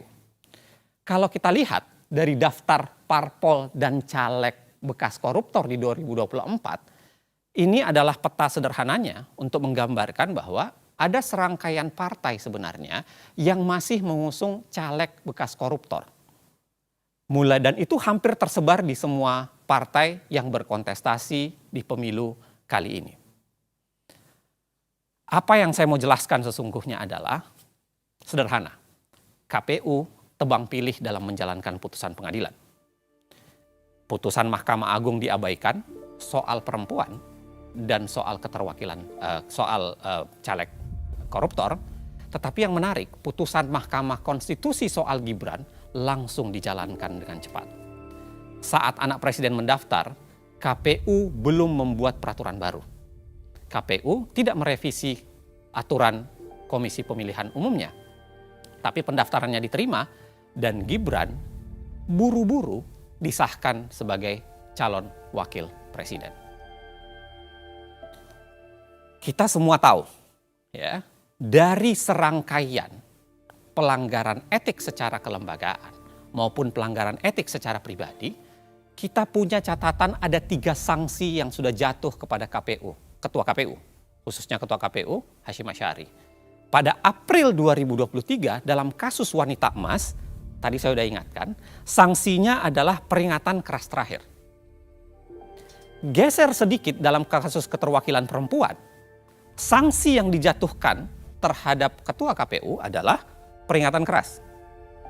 Dan lanjut lagi di Februari 2024 di kasus pencalonan anak presiden dengan jalur khusus itu, dengan jalur cepat itu, sanksi yang dijatuhkan adalah peringatan keras terakhir. Kadang-kadang ini memang membingungkan. Apa maksud kata peringatan keras terakhir itu? Apakah setelah terakhir di bulan April masih ada terakhir di bulan Februari 2024? Sederhana untuk menggambarkannya, sebenarnya ada apa dalam konstruksi kita membangun sistem penegakan hukum dalam wilayah pelaksanaan pemilu di Republik ini. Tapi yang paling penting sebenarnya, saya mau bilang bahwa keputusan DKPP dan apa yang terjadi di KPU, apa yang terjadi di Bawaslu dan semua drama yang terjadi belum puncaknya. Ada lembaga yang namanya Mahkamah Konstitusi sebagai tembok pertahanan terakhir dalam menegakkan konstitusionalisme di Indonesia, dan ternyata dia ikut dalam proses bermasalah itu.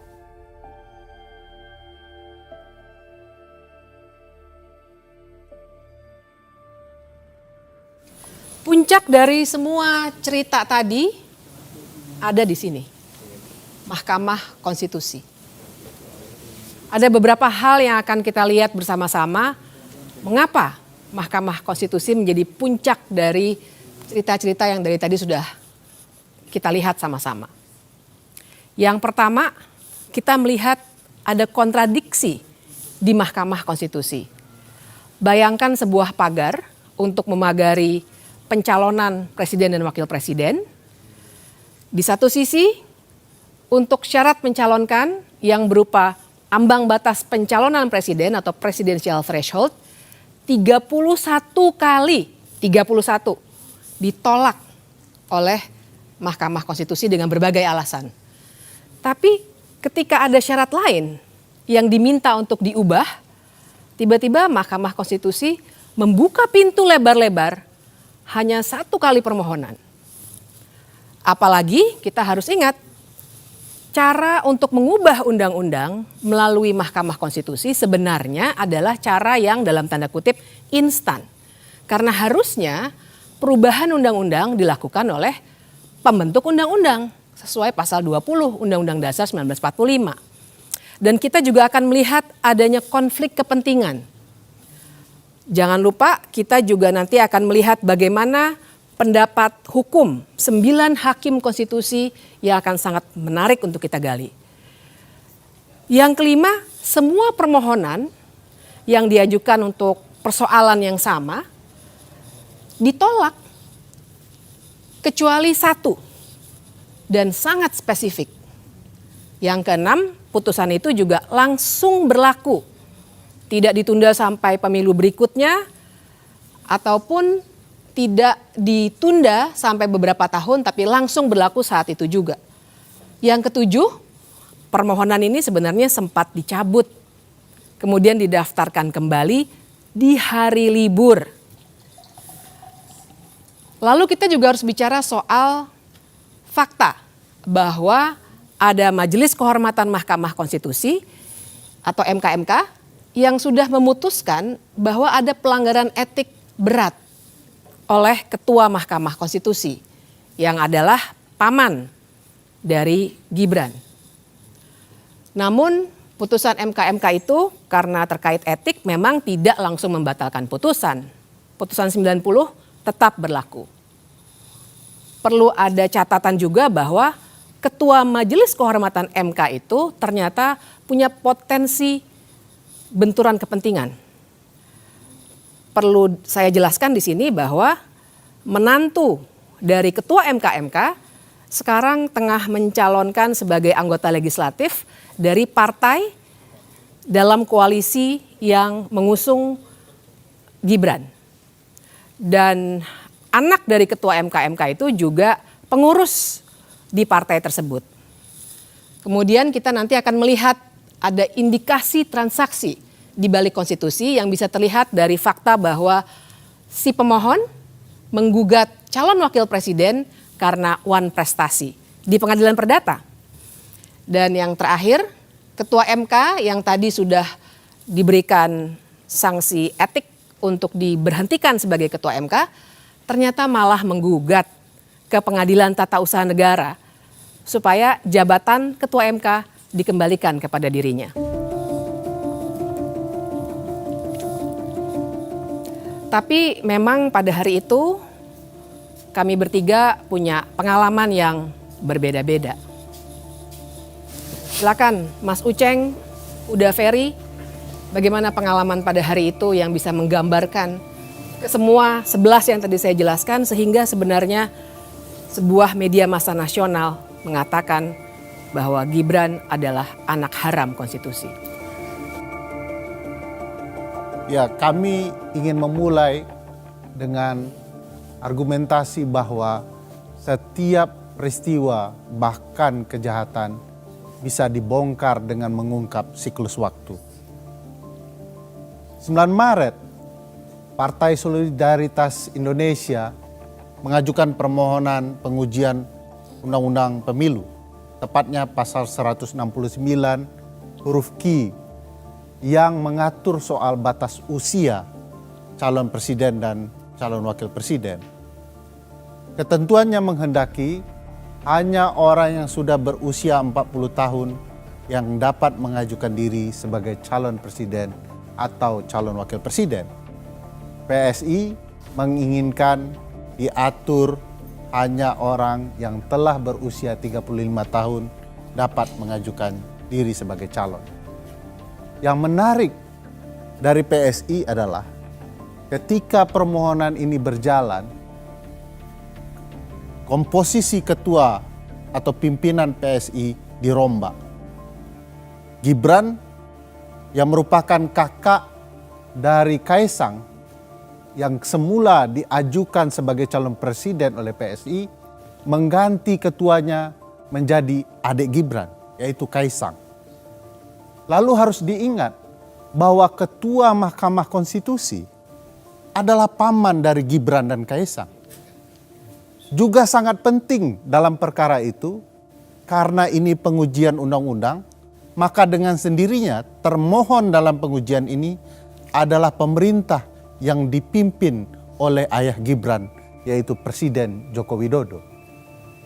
Ini menjadi catatan penting kalau kita bicara konflik kepentingan dalam perkara ini.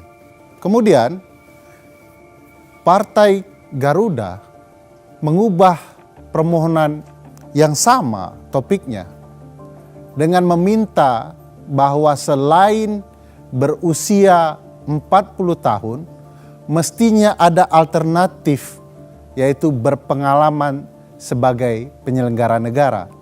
Permohonan mereka dimasukkan tanggal 2 Mei. Tanggal 5 Mei, seingat saya ada 5 kepala daerah juga masuk dengan logika yang kurang lebih sama. Tetapi bedanya adalah mereka sekaligus berpengalaman sebagai penyelenggara negara karena mereka adalah 5 kepala daerah yang sudah menjabat atau sedang menjabat di pemerintah daerah. Tidak lama kemudian, sebenarnya rentangnya cukup jauh sebenarnya, sekitar 3 bulan kemudian, ada Almas Sakibiru yang memasukkan permohonan baru dengan bahasa bahwa seorang yang bisa dicalonkan sebagai presiden atau wakil presiden itu sekurang-kurangnya harus berpengalaman sebagai kepala daerah.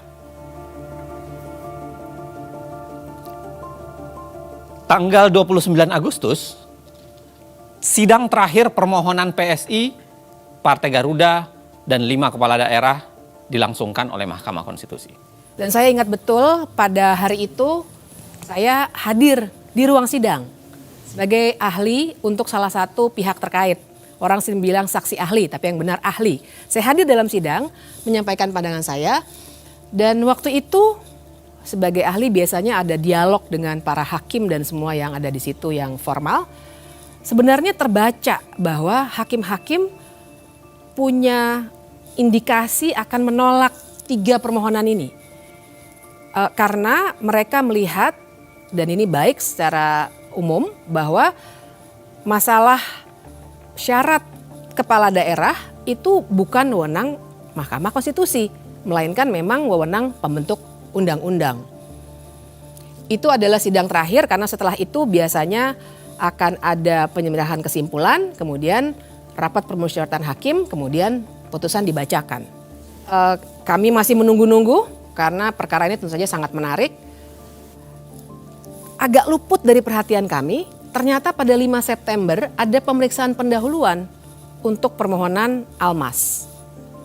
Dan setelah itu, seperti normalnya prosedur di Mahkamah Konstitusi, ada perbaikan permohonan dari Almas.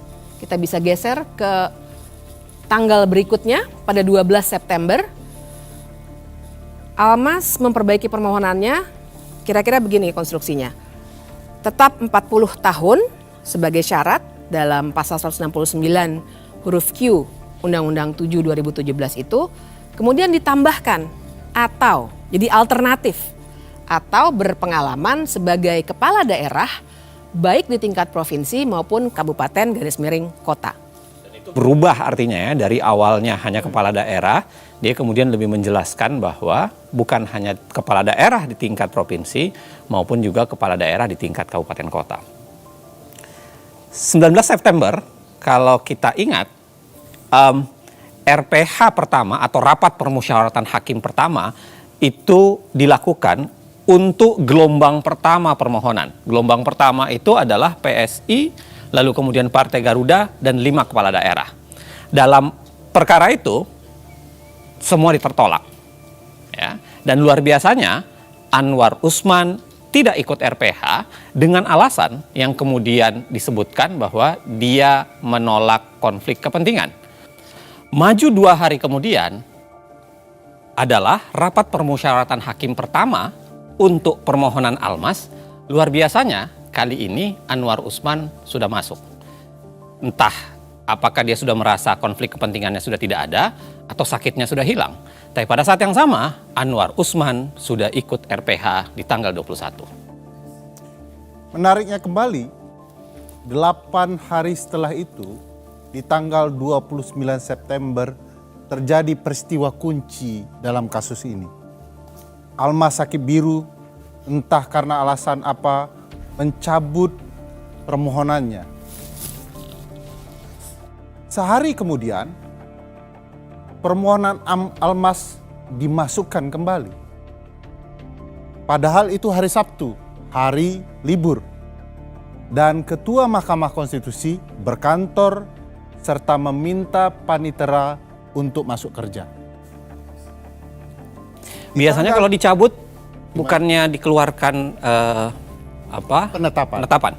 Ya, itu uniknya perkara ini, sehingga disebut kunci. Seharusnya ketika penetapan atau pencabutan dilakukan, penetapan dikeluarkan, dilakukan pembacaan sidang penetapan pencabutan perkara. Anehnya itu tidak terjadi. Malah kemudian digelar sidang yang berbeda di tanggal 3 Oktober. Disebut berbeda karena sidang ini disebut sebagai sidang konfirmasi permohonan.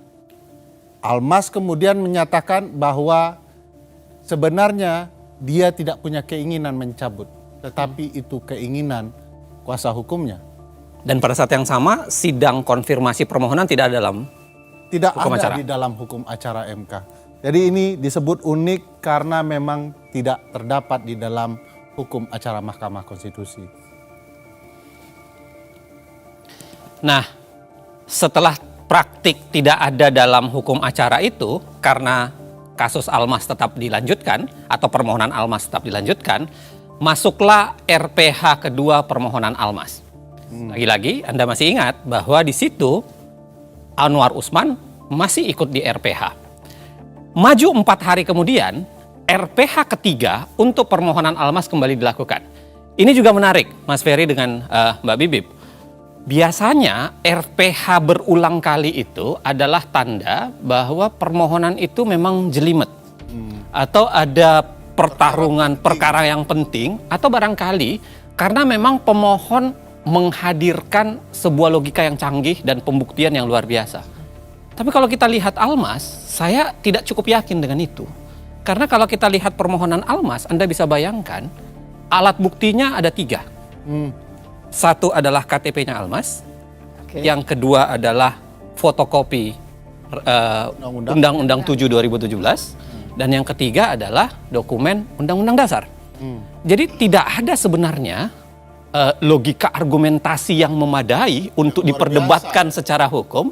Kalau kemudian menjadi menarik kalau kemudian harus ada 3 RPH untuk membahas permohonan Almas. Dan nggak ada sidang ya, Bang Uceng? Sama sekali tidak ada sidang. Jadi nggak ada saksi, nggak ada ahli. Tidak ada sidang. Jadi tidak pernah dibuka sidang. Yang ada adalah hakim sibuk memperdebatkan permohonan Almas saja, tapi tidak pernah membuka itu ke publik, dan itu dilakukan berulang kali. Karena sidang substansi kan sudah selesai ya? Ya. Di tanggal 29 Agustus. Persis. Nah setelah 9 Oktober nih, saya ingat sekali tuh hari itu. Saya yakin kita punya pengalaman yang beda-beda.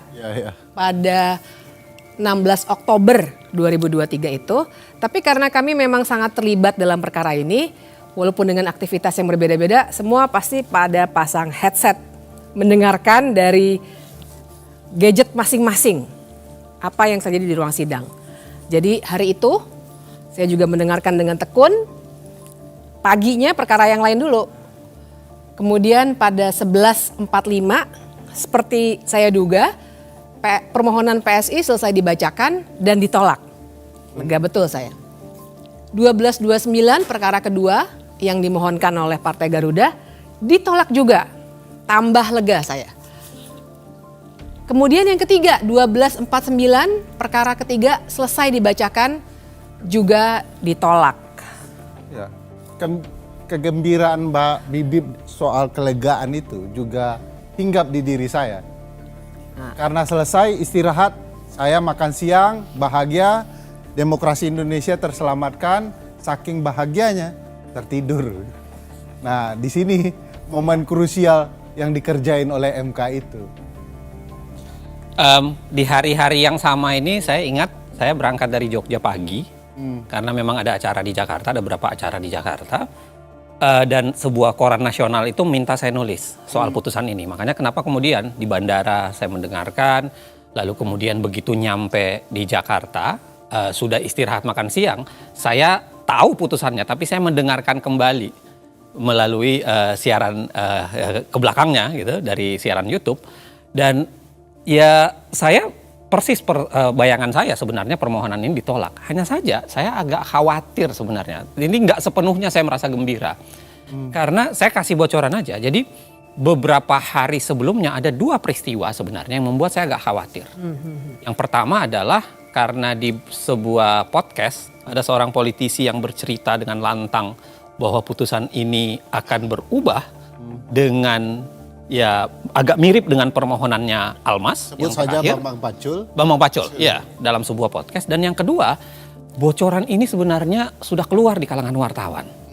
Jadi beberapa wartawan itu sudah mulai bercerita bahwa permohonan ini akan dikabulkan dengan alasan yang agak mirip Almas. Itu yang membuat saya, walaupun ini semua ditolak, saya tetap merasa was-was bahwa jangan-jangan terjadi arus balik di pasca makan siang. Ya. Gitu. Nah, kebahagiaannya Ferry itu sebenarnya beralasan sih. Karena kan memang kita nih yang biasa mengamati, menganalisis putusan-putusan MK, paham bahwa biasanya kecenderungannya kalau ada satu perkara yang objeknya sama, kecenderungannya akan sama karena satu blok begitu ya. Nah, tapi waktu itu saya ingat betul di jadwal sidang memang tertera hari itu akan diputus banyak putusan, tidak hanya 3. Nah, jadi waktu siang itu Ferry lagi tidur, ada tuh wartawan yang nanya, "Mbak, komentar dong mengenai putusan yang sudah keluar nih, bagus-bagus ya Mbak ya?" Nah, saya tahu ada beberapa guru besar yang sudah berkomentar membahagiakan, tapi saya bilang sama wartawan itu, nanti deh, saya merasa ada sesuatu yang akan berbeda setelah makan siang. Saya hanya mau diwawancara setelah semua putusan hari ini dibacakan. Ferry masih tidur ya? Terjadilah, masih tidur. Karena logikanya kan memang putusan yang sama materinya. Kalau ini sudah ditolak, runtutannya kalau tidak ditolak ya anggap tidak dapat diterima. Basis penolakannya apa nih? Seingat saya kan basis penolakannya adalah beda-beda ya. Ya, tapi pada dasarnya mereka mengatakan bahwa ini adalah open legal policy. Ya kan, satu tuh. Terhadap permohonan Garuda dan 5 kepala daerah ditolaknya, salah satu alasannya mengatakan karena penyelenggara negara itu terlalu luas. Ya kan, tidak ada sambungannya untuk kemudian mengatakan semua penyelenggara negara bisa diterima untuk menjadi presiden. Penyelenggara negara appointed officials juga termasuk yang ditunjuk, bukan betul. hanya yang dipilih kan. Bukan hanya dipilih. Nah, ada juga seingat saya Pak Suhartoyo konsisten untuk kemudian menolak semua jenis dengan alasan bahwa ini harusnya NO. Need on Pantelic Verklar, tidak dapat diterima karena seharusnya bukan perkara di Mahkamah Konstitusi atau seharusnya ini bagian dari open legal policy. Nah, ada satu yang menarik karena ada nama Guntur Hamzah. Karena di 3 permohonan ini Guntur Hamzah itu secara konsisten menerima semua permohonan. Jadi dia mengabulkan permohonan PSI, mengabulkan permohonan Garuda, bahkan mengabulkan juga permohonan 5 kepala daerah. Nah, jadi istirahat makan, siang-siang itu kami semua di tempat masing-masing juga makan. Setelah selesai, saya di suatu acara nih. Masih mendengarkan terus walaupun sebenarnya acara diskusi. Tapi saya ingat betul teman-teman yang dalam satu acara bilang ke saya, "Mbak Bibip kok mukanya berubah?" Karena ternyata jam 15.27 putusan Almas selesai dibacakan dan dikabulkan. Ternyata sekarang orang yang jabatannya masih menjadi wali kota walaupun hanya 2 tahun bisa menjadi calon wakil presiden. Padahal masa jabatan itu harusnya 2,5 tahun ya. Betul. Jadi sebabnya muncul kata sedang itu ya. Ya, jadi di sini sebenarnya yang menarik. Karena ternyata kita tadi sudah lihat sama-sama permohonan Almas sebenarnya bunyinya lihat di 12 September tuh. Berpengalaman sebagai kepala daerah baik di tingkat provinsi maupun kabupaten kota. Tapi ternyata waktu dikabulkan, amar putusannya berubah menjadi pernah garis miring sedang menduduki jabatan yang dipilih melalui pemilu. Ini pun sebenarnya agak aneh ya, kalau dilihat dari praktik Mahkamah Konstitusi harusnya dia sedikit banyak agak terikat dengan permohonan. Tapi ketika dia berbeda dari permohonan, itu kan secara teori ketatanegaraan biasa perdebatannya banyak. Misalnya soal ultra petita dan lain-lain sebagainya. Tapi saya kira apapun itu, ya berapa hari kemudian Gibran mendaftar. Tapi saya kan masih tidur itu ya. Jadi tiba-tiba ada senior. Oh iya, dibanguninnya gimana tuh? Dibangunin oleh senior dikatakan Gibran diperbolehkan mencalon. Saya sedikit marah dan sampai mengatakan saya gugat Anda nanti. Karena Anda mengganggu mimpi saya soal betapa indahnya demokrasi di Indonesia. Sekarang setelah terbangun, rasa-rasanya demokrasi jadi kian buruk. Tak lama kemudian, 25 Oktober, pasangan Prabowo Gibran mendaftar ke KPU.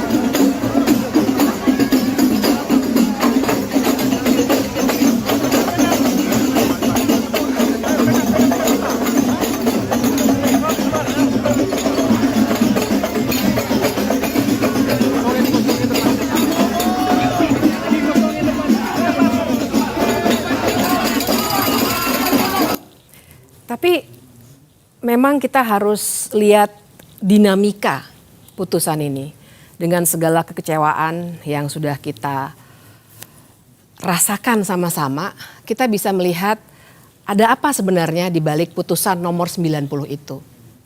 Kalau digambarkan secara luas kira-kira kan seperti ini. Ada 9 orang hakim Mahkamah Konstitusi. Kita lihat dulu dari yang mengabulkan. Ada 3 orang yang mengabulkan di sini. Anwar Usman, Ketua Mahkamah Konstitusi yang juga paman Gibran. Guntur Hamzah, yang tadi sudah diceritakan konsistensinya. Kemudian yang ketiga ada Manahan Sitompul. Kemudian di ujungnya, karena dia sangat bertolak belakang, ada 4 orang yang menolak atau sering kita kenal dengan memberikan dissenting opinion atau pendapat berbeda. Ada Saldi Isra, ada Arief Hidayat, ada Wahidudin Adams, dan ada Soehartoyo. Dan mengabulkan di sini sebenarnya maknanya adalah jadinya Gibran yang masih menduduki jabatan sebagai wali kota menjadi berhak untuk dicalonkan sebagai calon wakil presiden. Sedangkan yang menyatakan pendapat berbeda pada intinya bilang ini seharusnya ditolak karena memang bukan kewenangan dari Mahkamah Konstitusi seperti yang tadi sudah kita diskusikan. Tapi jangan lupa, Kim MK, berarti 4 dissenting ini adalah konsisten dengan posisi di permohonan PSI, Garuda dan 5 kepala daerah. Betul. Mereka sama-sama mereka menolak semua kan dengan alasan yang sama dan mereka konsisten dengan menolak sehingga dimasukkan di dissenting itu. Iya, mereka sebenarnya konsisten, tapi tersisa 2 nih, dan ini yang menarik. Karena yang 2 ada di tengah-tengah, yaitu Eni Nurbaningsih dan Daniel Yusmik. Mereka menyampaikan pendapat yang sering kita namakan concurring opinion. Secara teoretik itu artinya pendapatnya mereka memberikan alasan yang berbeda, walaupun kesimpulannya sama dengan mayoritas putusan. Nah, jadi dengan gambaran ini perlu saya jelaskan sedikit ngomong-ngomong bahwa perbedaannya ada di mana. Yang mengabulkan bilang bahwa semua jabatan yang dipilih melalui pemilu, termasuk di situ gubernur, wali kota, bupati, bisa mencalonkan diri sebagai calon wakil presiden. Sementara Eni Nurbaningsih dan Daniel Yusmik sebenarnya bilang nggak bisa, hanya sampai batas gubernur yang bisa mencalonkan diri sebagai calon wakil presiden dan calon presiden. Nah, dengan gambaran seperti itu kan harusnya pendapat yang sifatnya concurring itu lebih dekat kepada pendapat yang menolak. Karena mereka sebenarnya tidak setuju dengan jabatan wali kota, tidak seluas itu. Tapi ternyata yang diputuskan, mereka yang berpendapat berbeda dikelompokkan ke dalam kelompok yang mengabulkan. Nah, di sini sebenarnya ada beberapa pertimbangan yang menarik dan saya perlu garis bawahi bahwa mereka berhenti di level gubernur. Sementara putusan mengabulkan untuk semua jabatan yang dipilih melalui pemilu. Izin, Saya mau jelaskan ya, saya mau coba menggambarkan betapa pergeseran-pergeseran para hakim ini. Saya boleh ya, saya pakai gambaran secara sederhana ya, untuk menggambarkan bahwa ini menarik melihat pergeseran hakim per hakim ya dalam putusan ini. Nah, jadi gini ya, tadi kan digambarkan oleh Bibip bahwa sebenarnya ada dua keterbelahan. Ya, ada keterbelahan atau beginilah kita gambarkan bahwa terjadi perbedaan antara kita sebut aja gelombang pra makan siang sama pasca makan siang. Ya. Jadi pra makan siang adalah putusan-putusan perkara selain 3 putusan perkara para partai itu, dan pasca makan siang adalah kita spesifikkan saja ke putusan Almas. Nah, kalau kita lihat pas pra makan siang, ya sebenarnya komposisi hakim itu menarik untuk kita lihat. Kita buat satu gambaran bahwa ini adalah hakim-hakim yang langsung menolak permohonan. Ya, jadi ada 7 hakim di dalamnya.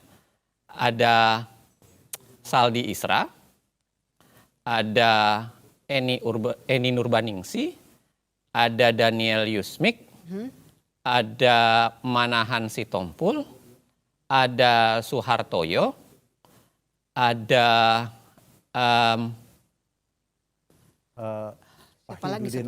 Wahidudin Adams, betul, dan Arif Hidayat, ya kan? Ada 7 di kelompok ini. 1 orang konsisten mengabulkan. Ini yang kita, atau saya ganti warnanya deh. Saya ganti warnanya ya, supaya jauh lebih mudah kita lihat. Ini adalah Guntur Hamzah, yang betul-betul konsisten untuk menerima permohonan apapun. Dia tidak dianggap sebagai kebijakan hukum terbuka ya. Persis. Nah, ada 1 orang lagi di sini yang Anwar Usman, yang sama sekali tidak ikut di permohonan itu dengan alasan yang tadi sudah saya jelaskan. Konflik kepentingan atau kemudian di keterangan yang lain dikatakan sakit. Ya. Okay? Nah, menariknya pergeseran pasca makan siang ini menarik untuk kita lihat. Pasca makan siang, ya, putusan pasca makan siang, khususnya Almas, kita bicara khususnya Almas, itu terjadi pergeseran karena yang menerima permohonan, ya, yang menerima permohonan kita pakai penerima itu adalah biru saja, ya kan? Yang menerima permohonan itu berubah menjadi 3. Ada 3 orang di situ. Ya. Ada Guntur Hamzah, ada Anwar Usman, dan ada Manahan Sitompul. Oke? Yes. Sedangkan yang konsisten dengan sikap pra makan siang itu tersisa cuma 4. Tersisa 4 itu adalah ada Saldi Isra, ada Arif Hidayat, ada Suhartoyo, dan ada Wahidudin Adams. Ya. Oke. Nah, tadi Bibip sudah menjelaskan bahwa ada varian baru yang berbeda, yaitu tiba-tiba hadir yang namanya concurring. Di sini ada 2, yaitu Eni Nurbaningsi dan Daniel Yusmik. Nah, dari sini ini menarik untuk kita diskusikan. Ya. Mengapa ada banyak pertanyaan?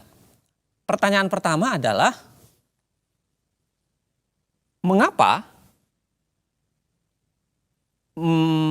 Manahan Sitompul ini tiba-tiba bergabung di tempat sini? Ya. Ini yang banyak dibahasakan termasuk dalam putusan MK-MK. Jangan-jangan ini adalah hasil dari proses lobby-lobby. Karena kan putusan MK-MK menyatakan ada hakim lain yang masuk ke ruangan hakim lain untuk kemudian saling berbicara. Ya. Itu keanehan pertama. Keanehan kedua adalah Anwar Usman yang tiba-tiba ikut gabung berbeda dengan kasus dengan yang lain. Ya. Kalau ini kita sebut keanehan pertama, ini keanehan kedua. Oke? Keanehan ketiga adalah misteri pergeseran dua orang yang awalnya di sini adalah menolak dengan alasan yang dikembangkan. Ya, tadi Bibi sudah menjelaskan bahwa dia menjadi concurring. Padahal concurringnya itu kalau kita baca, ini termasuk menjelaskan cukup detail. Dia mengatakan, kenapa hanya gubernur yang boleh diterima dan berbeda dengan isi putusan? Karena gubernur itu adalah wakil pemerintahan pusat di daerah. Sehingga gubernur itu seakan-akan adalah ada bau-bau pusatnya. Menjadi gubernur itu dekat dengan pemerintahan pusat dalam tanda kutip. Itu dibuat dalam putusannya concurringnya ini. Nah, menariknya adalah saya tidak tahu mengapa ya, dan mungkin barangkali kita bisa diskusikan kemudian atau kita bisa simpulkan atau kita tarik bagaimana cara berpikirnya. Mengapa Eni Nurbaningsi dan Daniel Yusmik memilih untuk concurring dan pada saat yang sama dia memilih untuk digabungkan di dalam putusan yang mayoritas 5 ini. Tadi Bibi sudah menjelaskan. Harusnya kalau komposisinya adalah dia bergabung dengan yang seperti ini, karena memang ini lebih pengelompokannya lebih dekat, harusnya putusannya menjadi 6-3. 6-3 ya. Ada juga pertanyaan Bang, kalau boleh bertanya. Almas mengajukan permohonan dengan mengatakan bagi yang pernah menjadi kepala daerah. Kata pernah, dia harus menyelesaikan masa jabatannya. Ya. Persis. Lalu tiba-tiba di putusan ada tambahan kata. Pernah atau sedang. Persis. Nah siapa yang melakukan perubahan itu? Kita nggak tahu ya, tapi kalau kita lihat gejalanya, ini kan ada 3 nama nih yang sebenarnya konsisten di sini. Dia, ya kan, yang kemudian bicara di sini. Yang paling konsisten itu adalah Guntur Hamzah. Guntur Hamzah. Karena Guntur Hamzah itu kan dari awal. Ya kan? Guntur Hamzah itu dari awal di semua kasus dia menerima. Guntur Hamzah ini hakim yang masuk dadakan ke Mahkamah Konstitusi karena harus diingat bahwa Guntur Hamzah ini adalah hakim yang menggantikan Hakim Aswanto secara pelanggaran konstitusi juga. Ya. Kita harus tetap ingat. disahkan. Tapi tetap disahkan. Ya. Dan jangan lupa Guntur Hamzah ini pernah juga melakukan perubahan pada putusan sehingga dijatuhkan sanksi etik. Ya.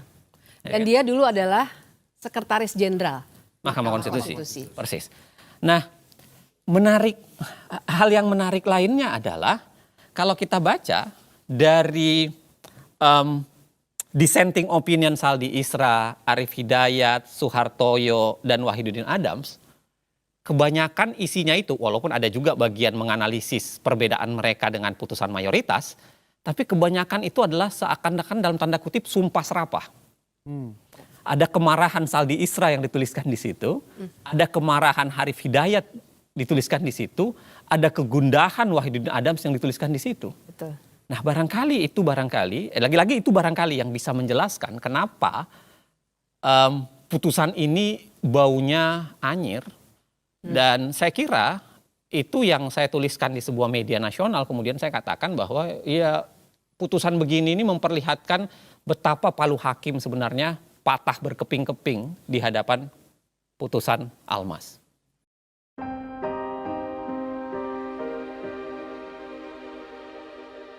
semua rencana ini tidak didesain dalam semalam, juga tidak didesain sendirian.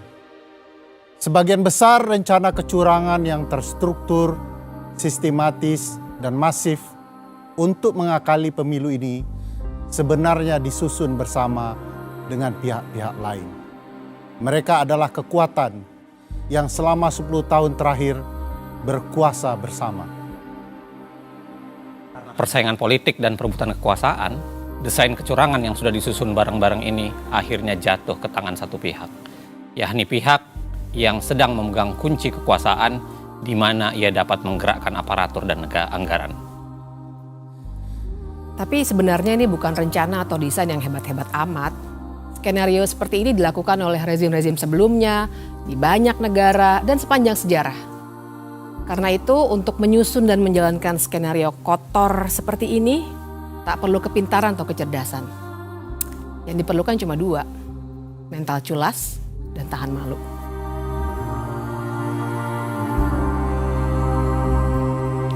Sekarang ini saya mau fokus dulu bekerja, ngurusi masalah rusun, masalah monorail, masalah MRT, masalah kesenjangan tadi, masalah copet tadi, masalah-masalah itulah. Jadi saya yang paling kecil kayak Kaisang dia jualan pisang goreng. Kemudian yang gede Gibran itu jualan martabak. Ini yang Ayang sama suaminya mau jualan kopi, ya silakanlah. Mau terjun ke politik juga silakan, nggak tahu saya. Tanyakan aja ke anaknya langsung.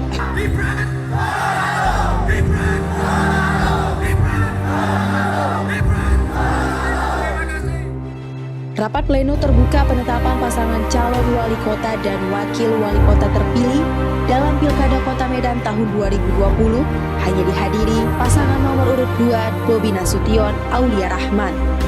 Buat Pak Prabowo dan Mas Gibran,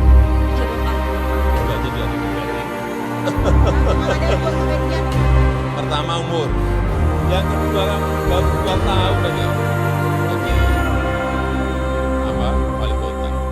Saya tidak ada niat, tidak ada juga berminat menjadi presiden 3 periode. Jauh-jauh hari sebelum menjadi perdebatan berkepanjangan, Presiden sudah memberikan kode kuat soal cawe-cawe dalam pemilu 2024. Saya tahu dalamnya partai seperti apa, saya tahu. Partai-partai seperti apa, saya tahu. Ingin mereka menuju kemana, saya juga ngerti. Informasi yang saya terima komplit. Dari intelijen saya ada, BIN. Dari intelijen di Polri ada, BIK. Dari intelijen di TNI saya punya, BAIS. Dan informasi-informasi di luar itu. Angka, data, survei, semuanya ada.